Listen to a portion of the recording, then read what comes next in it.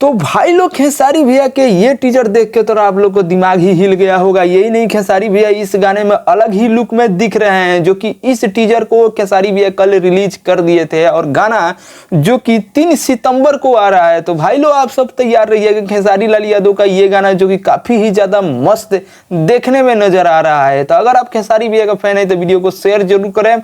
और खासकर बात ये कि खेसारी भैया गाना जेकर लिखल है ओकर नाम है कृष्णा बेदर्दी के, आप लोग जानते ही होंगे गाना जो कि काफी ज्यादा मस्त जो कि लिखते हैं। तो ये गाना कल यानी कि आज नहीं 3 सितंबर को इस गाने को खेसारी भैया अपलोड करने वाला है। खेसारी भैया के ही चैनल से अलग खेसारी म्यूजिक वर्ल्ड से इस गाने को यानी रिलीज करेंगे खेसारी भैया। तो अगर आप खेसारी भैया का फैन है तो वीडियो को लाइक मारिएगा, चैनल पर नए हैं तो चैनल को सब्सक्राइब जरूर करिएगा।